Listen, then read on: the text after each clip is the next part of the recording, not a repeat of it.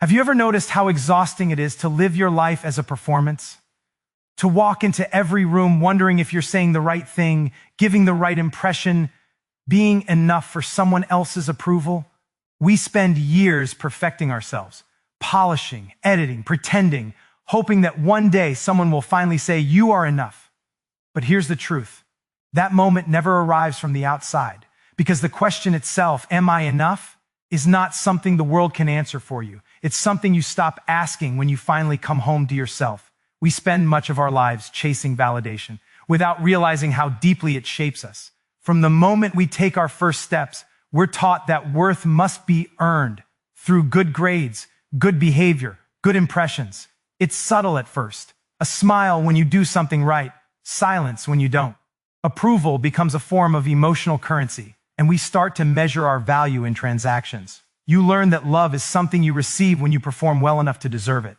And so, you begin to construct a self that others will applaud. You become the version of you that fits the room, pleases the crowd, maintains harmony. You learn to adapt, to anticipate, to please. But beneath that choreography lies an ache. The ache of never really knowing if you're loved for who you are or for what you give. You become fluent in the art of earning affection, and yet, strangely, you never feel full. Because approval, as comforting as it feels in the moment, is not nourishment. It's sugar. A quick hit that leaves you emptier when it fades. You keep returning to the same source, hoping this time it will fill you. But the more you seek it, the more distant it becomes. Because when love must be earned, it ceases to be love. It becomes a performance review. So many of us spend years caught in this pattern. In relationships, we perform for attention. At work, for recognition. In friendships, for acceptance. Even in our quiet moments, we perform for an imagined audience. The one that lives inside our own mind. The one that never stops watching, never stops judging. We internalize the gaze of others until it becomes the voice we can't silence. Every decision begins to pass through the filter of, will this make me enough? It's a question so woven into our identity that we stop noticing how it drives us. There's a moment that arrives, often quietly, when you realize how tired you are. You look at your life and see that you've built it around earning love rather than experiencing it. You've been trying to secure belonging by performing worthiness. And no matter how much validation you collect, it never reaches that deep place that still feels unseen, because what you truly long for isn't applause, it's recognition. To be known, not admired. To be held, not evaluated. The most painful truth is that this endless chase is rarely about others. It's about the internal contracts we signed long ago. Somewhere in childhood, we decided that love was conditional, that to be chosen, we had to become. So we became the achiever, the helper, the peacemaker, the caretaker. We built identities around survival strategies, mistaking them for personality. And then we carried those strategies into adulthood, where they quietly shaped our relationships and ambitions. We think we're seeking connection, but really, we're trying to fix a story that began long before anyone else entered the picture. When we chase validation, what we're really saying is, I don't yet believe I'm worthy of love as I am. That belief is the root of our exhaustion. Because it doesn't matter how many people admire you, desire you, or praise you, if you don't believe it, their words cannot reach you. Validation from the outside can never soothe a wound that lives on the inside. It's like trying to fill a well from the surface. The water never goes deep enough. And yet, it's hard to stop. The chase gives us structure. It gives us direction, even if it leads us in circles. To stop seeking approval feels like stepping into emptiness. Who are you, if not the one who pleases? What happens when you stop performing and the applause fades? The silence can feel unbearable at first, because that's when you start to hear the questions you've been avoiding.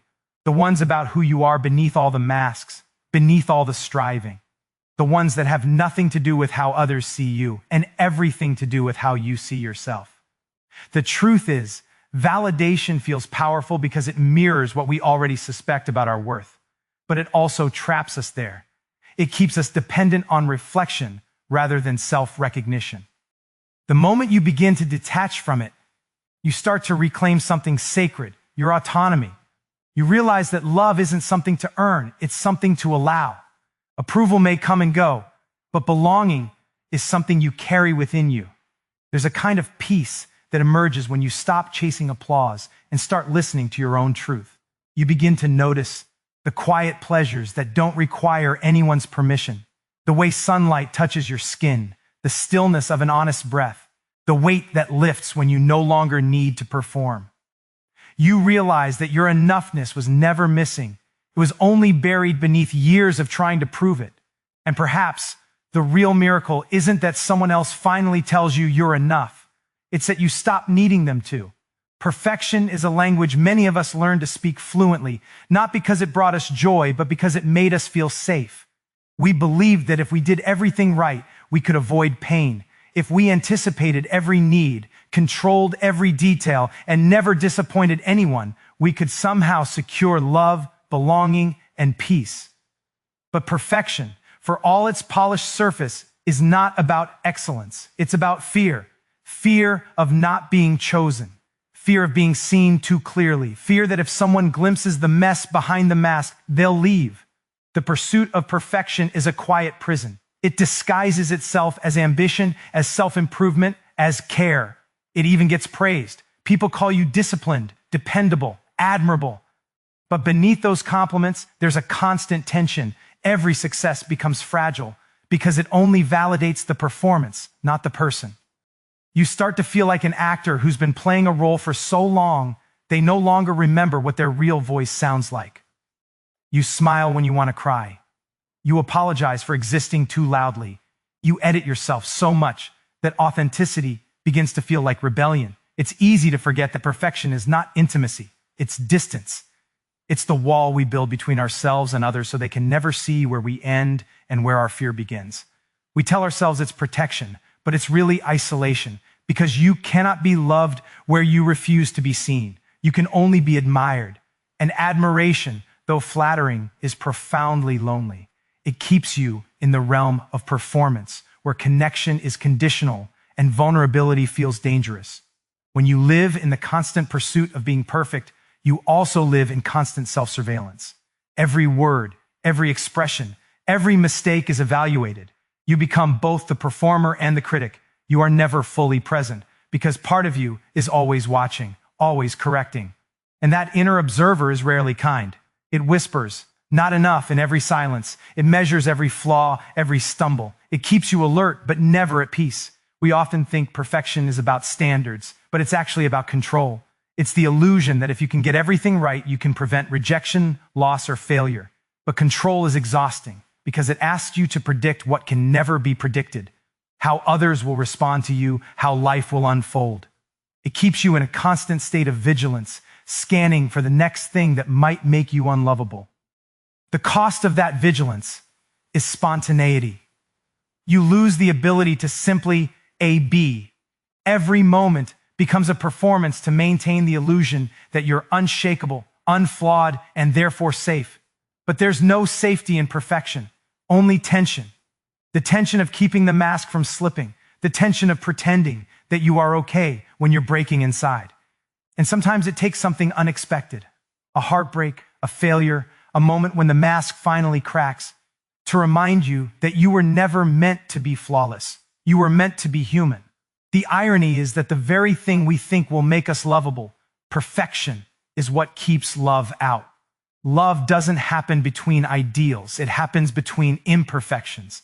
It happens when you let someone see your uncertainty, your softness, your contradictions. It happens when you stop curating yourself and start showing up as you are. That's when connection becomes real. Not when you are impressive, but when you are honest. To stop striving for perfection is terrifying because it feels like losing control. But in truth, it's the moment you begin to regain your freedom. When you no longer have to be the best version of yourself to deserve peace, you begin to breathe again. You discover that being imperfect doesn't make you unworthy. It makes you relatable. It makes you human. It opens the door to empathy, to understanding, to laughter that doesn't need to be polished before it's shared. There is a quiet kind of courage in imperfection. It's not loud or dramatic. It's the courage of showing up even when you feel uncertain. It's the courage to say, I don't know, and to trust that you will still be loved. It's the courage to let your voice tremble and speak anyway, to let the tears fall and not rush to hide them, to let yourself be seen in the moments when you feel least composed, because that's where truth lives. When you let go of perfection, what you gain is authenticity. You start to notice how much life you've missed in the pursuit of appearing flawless, how many simple moments were lost to self-critique. You begin to understand that beauty doesn't come from symmetry or control. It comes from presence, from the small cracks where light gets in, from the imperfections that make something real, something alive. And maybe that's the point, to stop performing and start participating, to trade the applause for connection, the image for reality, the illusion of control for the experience of being alive. Because when you stop trying to be perfect, you finally give yourself permission to be whole. We live in a world that constantly tells us we are one step away from being enough. Just one more achievement, one more improvement, one more transformation. And then finally, we will arrive. It's an endless promise, a moving target disguised as progress. Every scroll, every comparison, every subtle message whispers that enoughness is something to be earned, not something we already possess. We learn to measure our worth the same way we measure success, in numbers, attention, and applause. And so, we build our identity around the fragile currency of external validation, hoping that if we can accumulate enough approval, we will finally feel whole. But the truth is, this economy of worth is an illusion. Enough is not a destination. It's a mirage that keeps shifting the moment you think you've reached it. You buy something new, you post something beautiful, you accomplish something extraordinary, and for a moment it feels like relief. But soon, the hunger returns. The voice inside begins again. You could do more. You could be better. You could matter more. It never ends because it was never designed to. The system thrives on your self-doubt. It needs you to keep striving, to keep comparing, to keep believing that fulfillment lies just beyond the next milestone. Comparison is one of the most subtle forms of self-abandonment. The moment you start measuring your worth against someone else's life, you stop being present in your own. You look outward, searching for confirmation that you are doing enough, achieving enough, becoming enough. And in doing so, you lose connection with the quiet truth of your own rhythm. The irony is that everyone around you is doing the same thing, looking over their shoulder, measuring themselves against another illusion. It's a cycle of mirrors reflecting mirrors, with no one actually looking inward. In this kind of world, enough becomes a competition rather than a state of being. It becomes performative. We curate our lives to look effortless, to seem fulfilled, to project confidence. We don't just want to be enough. We want to be seen as enough. And that's where the exhaustion begins, in the constant maintenance of an image that doesn't match the truth of how we feel. We confuse appearing successful with being at peace, and we start chasing attention in place of authenticity. We mistake being noticed for being known. The false economy of enoughness teaches us that worth is scarce. It tells us that if someone else shines, it means we dim. That if someone else wins, it means we lose.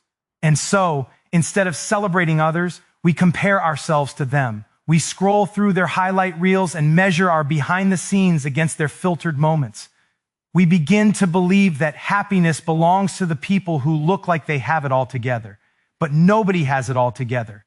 Everyone is carrying something, a fear, a doubt, a wound that doesn't show on the surface. The difference is that some people have learned to stop pretending their value depends on being unbreakable. When you live in comparison, you stop living in connection. You see people not as fellow travelers, but as benchmarks, and you begin to live defensively, protecting your image, guarding your insecurities, afraid that vulnerability will expose your imperfections. But the very thing you're afraid to reveal is often what would connect you most deeply. We long to be understood, yet we hide the parts of ourselves that make understanding possible. There's a quiet freedom that comes when you realize that your worth has nothing to do with how you measure against anyone else. You start to see that enough was never about reaching a level of achievement. It was about remembering your inherent value. When you stop running the race, you discover that there was never a finish line to begin with. You realize that every time you compared yourself, You were stepping out of your own life and into someone else's narrative. You were abandoning the story that only you can live. The beauty of letting go of this false economy is that it allows you to return to presence. You begin to feel instead of prove. You start to experience joy, not because everything looks perfect, but because you're no longer grading your life against someone else's. You start to appreciate small moments that were invisible before, the quiet satisfaction of effort, the warmth of genuine connection, the peace that comes from alignment instead of competition. Enoughness was never meant to be a prize you win after meeting all the conditions. It was meant to be the ground you stand on while you grow. It's the still point beneath the chaos, the home you return to when the noise of comparison gets too loud. When you live from that place, you no longer need to prove your value. You embody it. You no longer chase belonging. You create it. And you no longer look outward for validation because you finally see yourself as whole from within. And maybe that's what freedom really is. Not the absence of desire, but the absence of doubt in your own worth. Letting go of the need to be enough isn't an act of resignation, it's an act of trust. For so long, we are taught that control is the key to safety, that if we can anticipate, plan, and perfect every part of our lives, we can somehow protect ourselves from disappointment. Control becomes our silent companion, the invisible thread that runs through every thought, every decision, every relationship. We hold on tightly, believing that if we just do everything right, we can avoid pain. But control is not protection, it's tension. It's the constant tightening of our grip on things that were never meant to be held so tightly in the first place. We control because we fear loss of love, loss of certainty, loss of identity. And yet, the tighter we hold, the more disconnected we become from the very things we are trying to preserve. We try to manage how others see us, what they think of us, how they respond to us. We curate our words, our emotions, even our vulnerability to make sure we stay likable, admirable, in control. But the truth is, real love cannot survive where control dominates. Love requires freedom, the freedom to be, to feel, to make mistakes. And when you are always controlling, you are never really present. You are rehearsing instead of experiencing. Letting go doesn't mean giving up. It means allowing life to unfold without needing to choreograph every outcome. It means trusting that you can handle whatever comes, even if it doesn't match your expectations. Most of us believe we fear the unknown, but what we actually fear is being unprepared for it. We fear the feeling of not being enough when things fall apart. But life isn't asking us to be perfect. It's asking us to participate fully, imperfectly, honestly. The moment you begin to release control, something paradoxical happens. You don't become weaker, you become lighter. You start to notice how much energy was spent on maintaining the illusion of certainty. You begin to breathe again, to feel again. You realize that you were never meant to hold everything together, that the world doesn't collapse when you loosen your grip. The people who truly love you don't disappear when you stop performing. The opportunities that are meant for you don't vanish when you stop chasing them. The peace you were searching for outside of yourself begins to rise quietly within. Letting go is not an intellectual decision. It's an emotional unlearning. It's the slow process of recognizing how much of your control comes from fear. Fear of not being enough, fear of being forgotten, fear of being replaced. These fears shape the way we love, the way we work, the way we see ourselves. We stay in relationships long after they stop nourishing us because we fear being alone. We overextend ourselves because we fear being seen as selfish. We strive endlessly because we fear becoming irrelevant. Control is the armor we wear to hide those fears. But armor doesn't just keep danger out, it keeps intimacy out too. There comes a point when you realize that the cost of control is connection. The more you try to control life, the less you participate in it. You stop trusting people to meet you as you are. You start performing roles rather than expressing truth. You become more focused on outcomes than on presence. You trade the uncertainty of love for the predictability of approval, and in doing so, you lose the depth of experience that makes life meaningful. Letting go doesn't mean you stop caring. It means you stop trying to manage how everything unfolds. You stop needing things to go a certain way to feel worthy or safe. The real transformation happens when you understand that surrender isn't defeat, it's alignment. It's when you stop fighting the current and start allowing yourself to move with it. It's when you realize that your worth isn't tied to what you can control, but to your ability to remain open even when you can't. You stop demanding certainty and start cultivating faith, not necessarily in a religious sense, but in the deeper, knowing that life has its own intelligence. You begin to trust that what's meant for you will find its way to you, even if it doesn't arrive on your timeline. And when you let go of control, you begin to experience peace. Not because everything becomes easier, but because you are no longer at war with reality. You stop negotiating with life, trying to make it conform to your expectations. You stop performing for love and start receiving it. You stop managing people's perceptions and start being true to your own. You begin to feel the quiet relief of finally being yourself without needing to earn the right to exist. There's a deep beauty in realizing that you don't have to hold everything together, that sometimes what looks like falling apart is actually falling into alignment, that you don't need to impress anyone, fix everything, or know what's next. You simply need to allow yourself to be here, in this moment, alive, uncertain, and still worthy. Because the truth is, when you stop trying to control everything, you finally make space for life to meet you halfway. There comes a moment when you grow tired of asking for permission to exist, when you realize that every time you wait for someone to validate you, you give away a little piece of your power. We are so used to looking outward for affirmation, to teachers, to partners, to friends, to social media, that we forget we were never meant to outsource our sense of worth.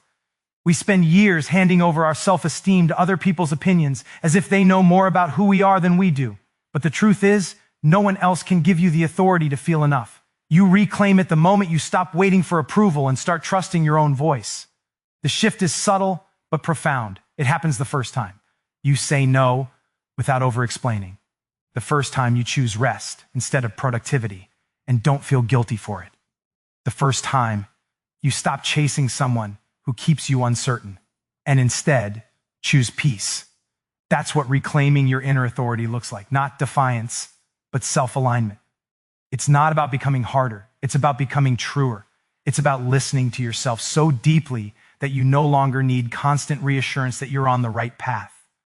When you stop outsourcing your worth, you begin to notice how much of your life was built around earning love. You recognize the ways you shaped yourself to be chosen, how you softened your opinions, dimmed your light, or overextended yourself to fit expectations. For so long, belonging was tied to compliance. You learned that to be loved, you had to adapt. But real belonging isn't about fitting in, it's about being accepted without negotiation. When you reclaim your own authority, you stop performing for belonging and start living from authenticity. Of course, this isn't easy. Reclaiming yourself often means disappointing others. It means setting boundaries where you once said yes too easily. It means no longer explaining your worth to people who cannot see it. And it means understanding that rejection doesn't always mean loss. Sometimes it's redirection towards something more honest. You start realizing that the approval you were chasing was often conditional, while the peace you longed for has always been waiting on the other side of courage. Many people confuse approval with connection. We think that being liked means being loved. We believe that being agreeable guarantees acceptance. But true connection doesn't require agreement, it requires truth. It asks that you show up as yourself, even when it risks misunderstanding. When you stop needing everyone to like you, you create space for the ones who truly see you to find you. And you begin to discover that solitude isn't emptiness, it's clarity. It's the silence where your real voice returns. As you reclaim your inner authority, you start asking new questions. You no longer ask, "Am I enough?" You ask, "Who decided I wasn't?" You no longer wonder, "How do I make them stay?" but rather, "Why do I keep abandoning myself to keep them?" You stop asking, "What will they think of me?" and start asking, "What do I think of myself when I'm with them?" These questions become your compass. They guide you back to the truth that your worth was never meant to be negotiated. Reclaiming your power doesn't mean you stop caring about others. It means you stop betraying yourself for their comfort. You learn to love from wholeness instead of from fear. You set boundaries not to push people away, but to protect the sacred space where your peace lives. And in doing so, you start attracting relationships that meet you in your fullness, not in your pleasing. People who love you not for what you provide, but for who you are when you are no longer performing. It's important to understand that approval is addictive because it gives a temporary sense of safety. It soothes the old wound that says, "You're not enough unless someone else says so." But safety built on approval is fragile. It collapses the moment someone withdraws their praise. Real safety is built from within. It's the unshakable knowing that your value doesn't fluctuate with someone's perception. It's the calm that comes when you no longer need to explain or prove yourself to be accepted. That's when you begin to live with integrity, when your inner world and outer actions finally match. And as you live from that alignment, something shifts in the way you move through the world. You stop rushing to fix everything and start trusting timing. You stop seeking to convince and start choosing peace. You stop needing to be seen and start allowing yourself to simply exist. Life begins to feel less like a performance and more like a presence. You stop fearing disapproval because you understand it no longer threatens your sense of self. The beauty of reclaiming your authority is that it doesn't make you louder. It makes you grounded. You don't need to announce your worth. You embody it. You don't need to compete. You align. You don't need to win. You belong to yourself. And in that belonging, you realize that freedom was never about being liked by everyone, but about being at home within yourself. Because when you stop seeking approval, you stop living as a reflection of others and start living as the truth of who you are. There's a quiet shift that happens when you stop trying to be enough. It's not loud or dramatic, it's subtle, like the sound of exhaling after holding your breath for years. At first, it feels almost foreign, this sense of stillness. You've spent so long chasing worthiness that slowing down feels like losing momentum. But then something begins to change. You notice that without the constant striving, life starts to open itself to you in a way it never could before. You're not trying to prove, perform, or protect anymore. You're simply here, present, aware, human. And for the first time, that feels like enough. The transformation that follows is not about becoming someone new. It's about returning to the person you were before the world told you who you had to be. You begin to see how much of your life was lived from fear. Fear of not mattering, of being left behind, of disappointing someone's expectations. You begin to recognize how much energy was spent editing yourself for acceptance, how many dreams were deferred in the name of keeping peace, how many truths were silenced to stay loved. But when you stop trying to be enough, you no longer negotiate your authenticity for belonging. You start living from wholeness instead of from hunger. The greatest relief in this transformation is the freedom from constant self-evaluation. You stop measuring your progress in terms of validation. You no longer need every conversation to reassure you, every achievement to justify you, every relationship to prove you're lovable.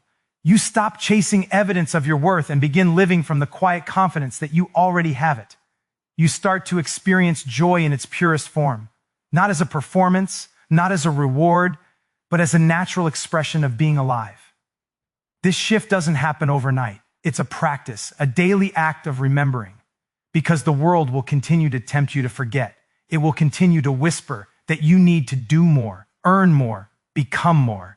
And each time you hear that voice, you will have to remind yourself that peace isn't found in addition, it's found in acceptance. The more you try to add layers to yourself, the further you move from your truth. The moment you stop layering, you begin to feel the simplicity of enoughness that has been there all along. You'll start noticing the small moments that used to go unseen, the warmth of sunlight through a window, the texture of laughter shared without pretense, the quiet comfort of being in your own company without restlessness. You'll begin to understand that happiness was never waiting at the end of your accomplishments. It was woven into the small, unmeasured moments you were too busy to notice. The life you were trying to earn was already happening while you were chasing it. And something even more beautiful begins to happen. Your relationships start to change. When you are no longer performing to be enough, your connections become more real.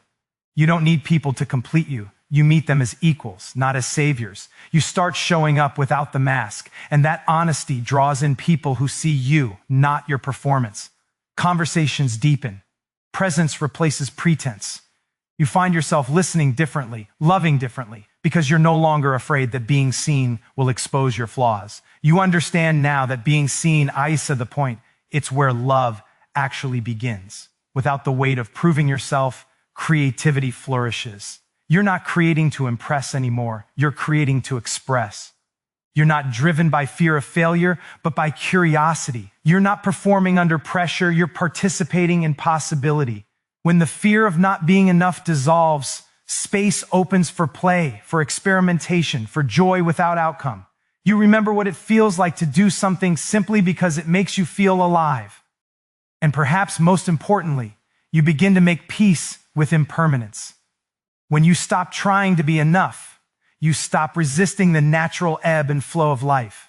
You stop fighting for permanence in things that were never meant to last forever. You start to understand that change isn't a threat to your identity. It's an invitation to evolve. You let go of relationships, jobs, and versions of yourself with gratitude rather than fear, because you know that your worth doesn't disappear when something ends. It remains constant, steady, unshaken. There's a humility in this realization, a softness. You don't need to know everything, fix everything, or be everything to everyone. You begin to live with a kind of ease that comes from trusting your own humanity. You find beauty in imperfection, wisdom in stillness, and purpose in simply being present.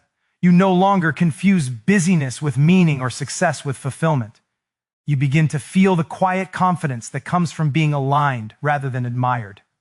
This is the transformation that unfolds when you stop trying to be enough. You return to yourself. You stop chasing wholeness because you finally see that you were never broken. You stop seeking love as a remedy because you understand it as a reflection. You stop asking life to validate you because you've learned how to validate yourself. You begin to experience freedom not as escape, but as embodiment. The freedom to be here as you are, with nothing to prove and everything to feel. Because in the end, enoughness was never a place to arrive. It was the home you were meant to remember.